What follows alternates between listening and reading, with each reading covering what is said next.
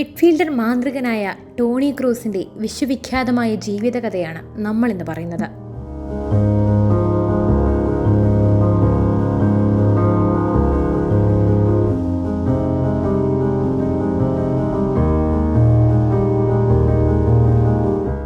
Berlin മതിൽ തകർക്കപ്പെട്ട് 2 മാസങ്ങൾക്കിപ്പുറമാണ് Tony ക്രൂസിൻ്റെ ജനനം.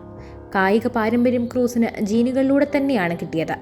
അച്ഛൻ റോളൻ ക്രൂസ് ഗുസ്തിയിലും ഫുട്ബോളിലും കഴിവ് തെളിയിച്ചവനും അമ്മ ബ്രിജിറ്റ് ആകട്ടെ ഒരു പ്രൊഫഷണൽ ബാഡ്മിൻ്റൺ താരവുമാണ്. കുഞ്ഞുനാളിലെ തന്നെ ഫുട്ബോളിനോട് വളരെയേറെ താല്പര്യം പ്രകടിപ്പിച്ച ക്രൂസ് അതിവേഗം തന്നെ ദേശീയ ശ്രദ്ധ നേടി.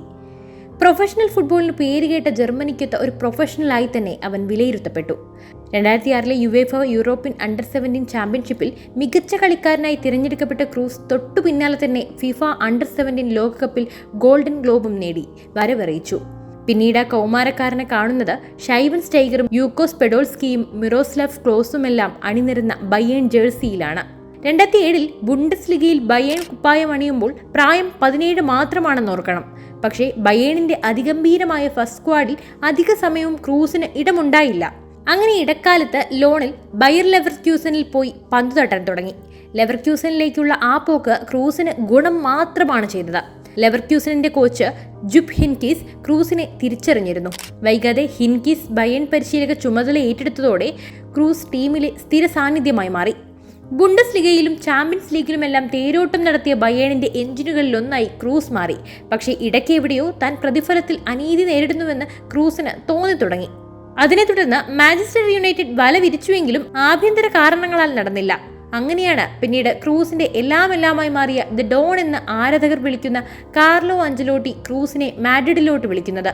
അതുവരെ ക്രൂസ് ഒരു അറ്റാക്കിംഗ് മിഡ്ഫീൽഡറുടെ റോളാണ് ചെയ്തിരുന്നതെങ്കിൽ റയലിൽ മറ്റൊരു പണിയാണ് ഏറ്റെടുക്കേണ്ടിയിരുന്നത്. ബെയിൽ, ബെൻസേമ, ക്രിസ്ത്യാനോ എന്നീ അധികായരടങ്ങിയ മുൻനിരക്കാരേക്കാളേറെ ക്രൂസിനെ വേണ്ടത് കുറച്ചുകൂടി ഡിഫൻസീവ് ഉത്തരവാദിത്തങ്ങളിലൊന്നാണെന്ന് കോച്ച് പറഞ്ഞു. തനിക്ക് അധികം പരിചയമില്ലാത്ത പണിയാണെങ്കിലും ക്രൂസ് കോച്ചിന്റെ പ്രതീക്ഷകൾക്കൊത്ത് കോട്ട കെട്ടി.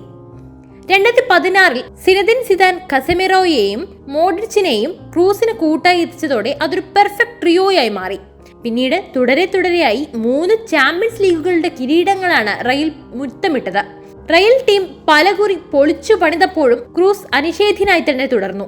റയൽ മാഡ്രിഡ് എന്നും ക്രൂസിന്റെ താളത്തിലാണ് കളിക്കുന്നത്. ക്രൂസ് സ്ലോ ഡൗൺ ചെയ്യുമ്പോൾ ഞങ്ങളും സ്ലോ ആകും, ക്രൂസ് വേഗത കൂട്ടുമ്പോൾ ഞങ്ങളും വേഗത്തിലാകും. ക്രൂസിനെ കുറിച്ച് കസമിറോ പറഞ്ഞ വാക്കുകളാണിത്.